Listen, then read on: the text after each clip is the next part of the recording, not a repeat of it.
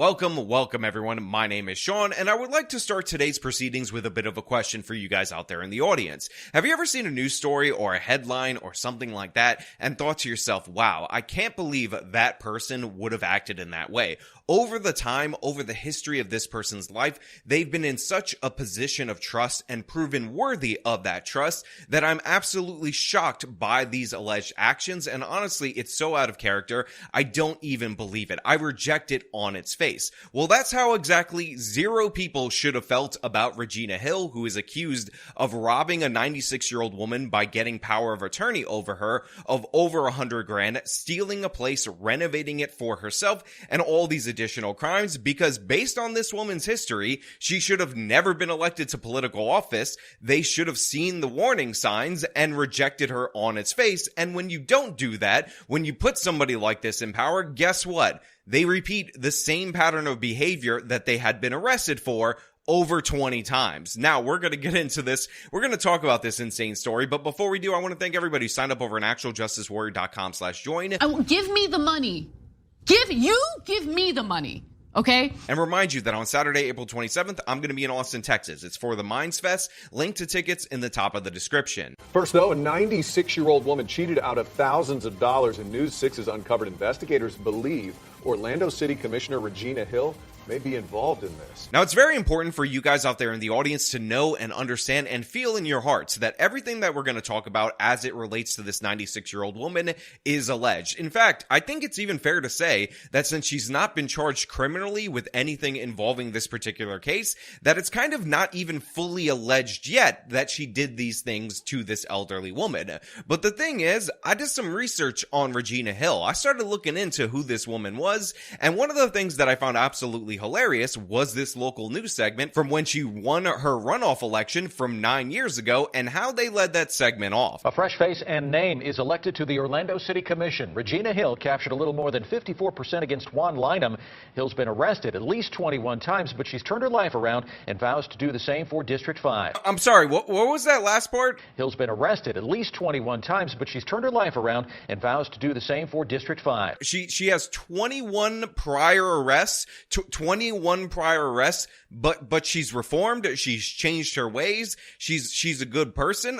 Let me look into those non-alleged crimes, the ones that she's been arrested for, and those cases have been adjudicated, because it turns out among these 21 arrests are drug charges, other charges, DUI, all kinds of issues that this woman had leading into Election Day. Yet somehow, 9 years ago, the great voters of Orlando's District 5, at least 2,000 of them, because it's a local election with incredibly low turnout, decided that they were going to send this woman to office. They looked at her criminal history, and they said, that's our girl, go get them, here's 2,000 votes. I'm just excited.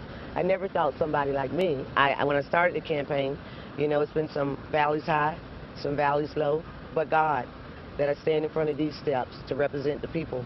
Regina Hill says she's just a little girl from Paramore, but now she's moving on up to lead District 5 in Orlando after defeating Juan Lynham last night in a runoff election. Congratulations. You did it, baby. And they voted her in each and every subsequent year. And with this criminal history, this should not be surprising to anyone that she is accused of more crimes. And by the way, she's had scandals throughout the course of the years that shows that maybe she still has drug problems, maybe she still has a bunch of issues, not to mention her family scandals, which are also ridiculous and absurd for an elected official to hold. But again, these local government positions where basically nobody votes tend to lead to some of the most corrupt individuals who not only commit regular ordinary politician corruption, but also commit crimes like gain power of attorney over a 96-year-old woman, steal her home, pay for a facelift, pay for expensive hotels, and what can only be described as the Tiffany A. Henyard situation in Orlando, Florida. I mean, seriously, if we run down the list of these charges, they include drug offenses, so we have prior addiction issues,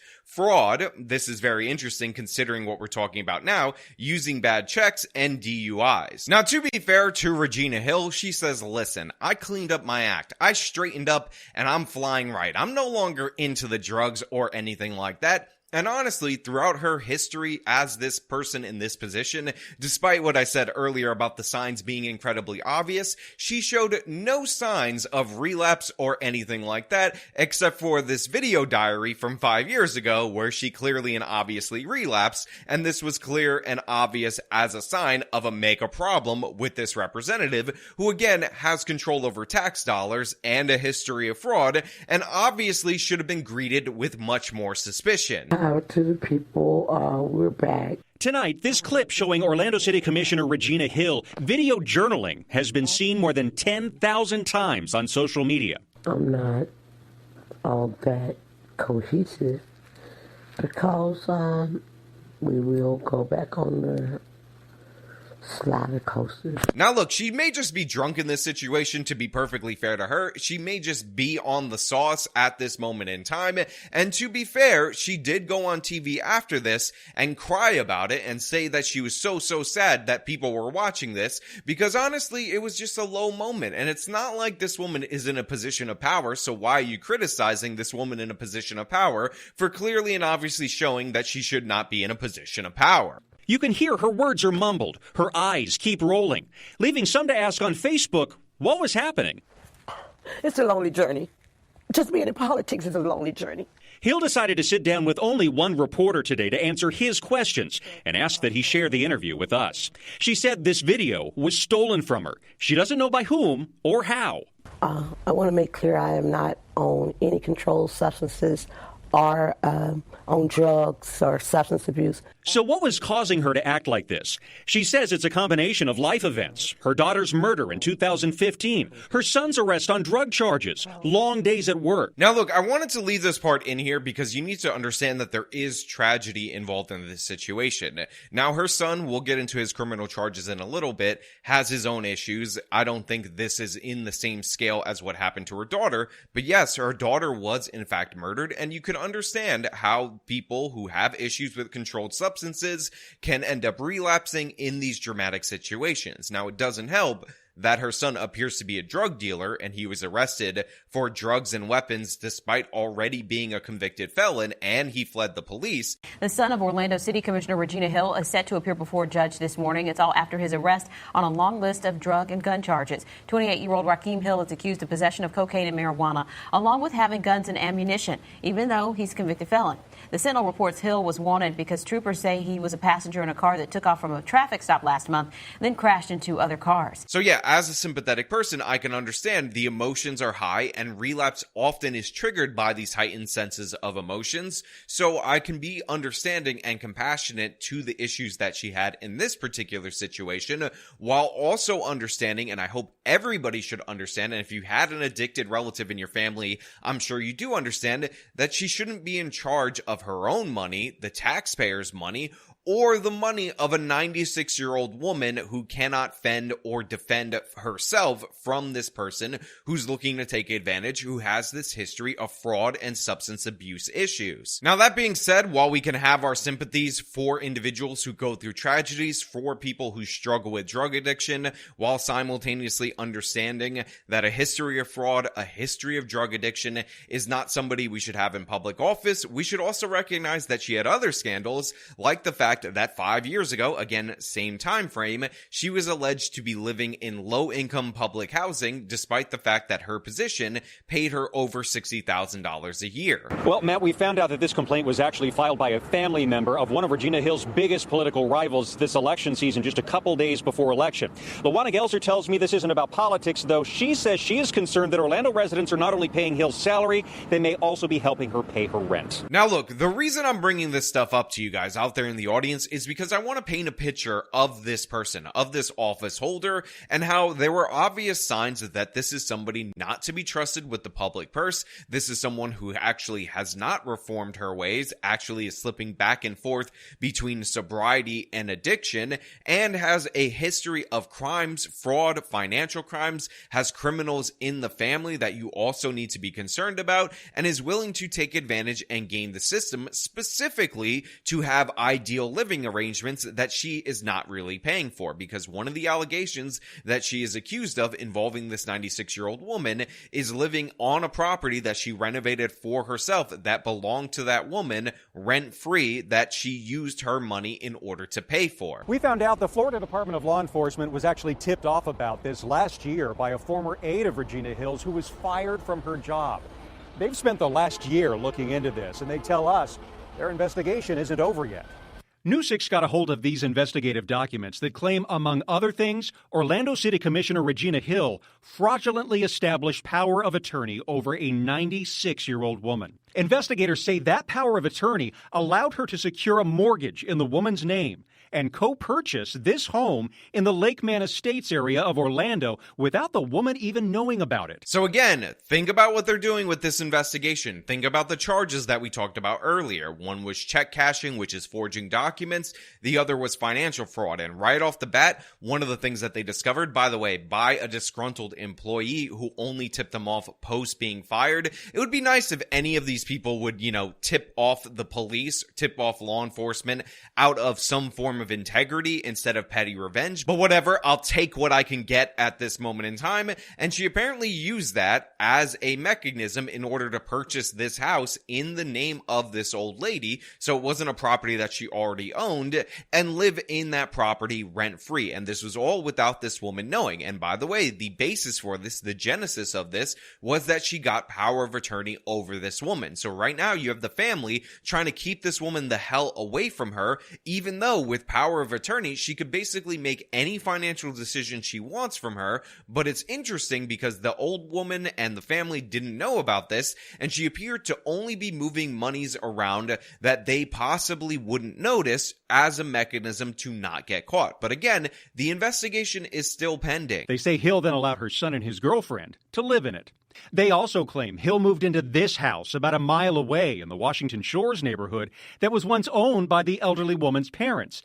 They claim Hill used the woman's money to renovate the inside and didn't pay rent. Okay, so my apologies for the confusion. Honestly, I wasn't expecting this many properties to be here. So the home that she purchased new for $100K with this woman's money, she ended up giving to her son and her boyfriend. The home that she moved into was actually the parents of the 96-year-old woman, so it was in the family for a long time, and she ended up having that renovated, like I said earlier, for her to live in. I apologize for the confusion, trying to get the facts right as they come out, but yeah, there's some homes and properties involved, not to mention a bunch of other ancillary expenses. FDLE investigators also claim that Hill used more than $100,000 of the woman's cash and credit cards to purchase things for herself, like expensive perfume, clothing, IV vitamins, a facelift, a New Year's Eve trip to Miami, car insurance, and dental surgery. Yeah, this is absolute insanity. So she ends up taking about $100,000 from this elderly woman, like we talked about earlier,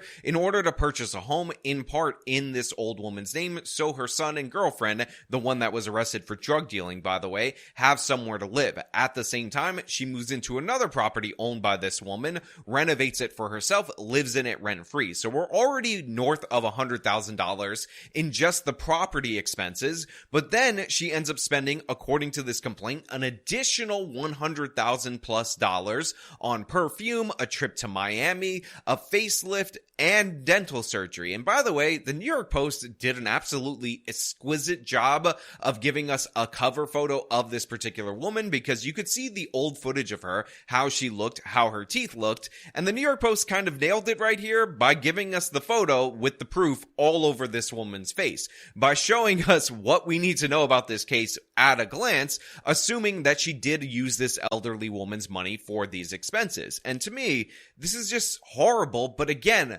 not surprising. You elect somebody with 21 prior arrests, somebody who is a criminal, somebody who has shown signs of relapsing while they're in office, somebody who committed financial fraud and forgery, and can we be surprised that years later she is alleged to commit financial fraud and forgery? Now, the woman is fighting back. Her attorneys filed court papers seeking to keep Hill away from the woman's finances and her property.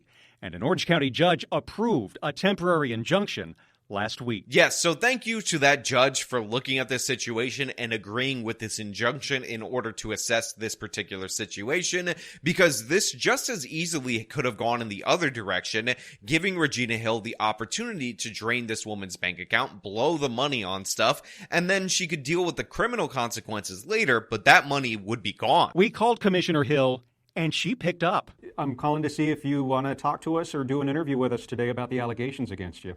She didn't want to comment and referred us to her attorney. We asked the city of Orlando and the mayor's office for a comment. Spokeswoman Ashley Papagni said the city has been made aware of the injunction involving Hill.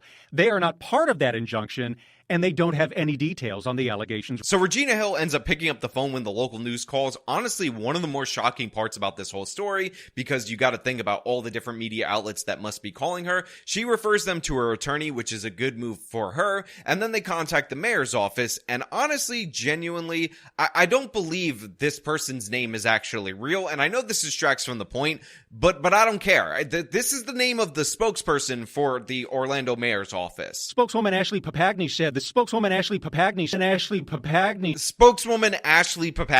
that is obviously a fake name. That person doesn't exist. They're making fun of you at the local news. I don't respect your journalism anymore, because there is no way in hell the spokesperson for your mayor's office has a first name that rhymes with her last name. I don't believe it. I'm against it. Honestly, I think this whole thing has just been blown wide open, because who the hell is Ashley Papagni except for Regina Hill, fraudulently also posing as this other person? That's why she needed the facelift and the dental work in order to double dip and collect 2 paychecks. Maybe I just took this conspiracy a little bit too far, but the thing is, I've never seen Ashley Papagni and Regina Hill in the same room at the same time, so as of right now, I'm gonna assume that that's just the reality of the situation until I'm proven wrong, and even after I'm proven wrong. Now, very important, Regina Hill has not been arrested or charged with anything yet. And again, FDLE says that they are still investigating this. Now look, just like I said in the open, the local news makes it clear right here, she has not been charged with anything criminally. The investigation is still ongoing. We may find out even more insane allegations on top of that, since we have a prolonged criminal history of fraud that continued while she was in office with that whole public housing situation. We are likely to find out that there are more things that she spent money on frivolously, and there may be other potential victims, because if she's willing to forge documents for this 96-year-old woman, I don't understand, since there appears to be no legitimate connection between the two, how she found her, except for maybe scouring nursing home records or something like that in order to get the information necessary, which means she might have done this to other people who have yet to come forward. Who knows how deep this goes? I will be following this story through the end, but I just want to point out and reemphasize to everybody out there in the audience that this is a person with a criminal history, specifically in this realm. She was not reformed when they elected her. She's been in office for 8 years. Who knows what other things she's done in 8 years? I know everybody wants to give second chances. I believe in second chances, but don't get burned over and over again voting for these people out of the kindness of your own heart, because the fact of the matter is, past behavior is still one of the best predictors of future behavior. But hey, those are just my thoughts. Let me know your thoughts down in the comments below. If you like this video, then show them by leaving a like, subscribe for more content, follow me on my social medias, support me via the support links in the description of this video. This has been me talking about the Regina Hill story. Till next time.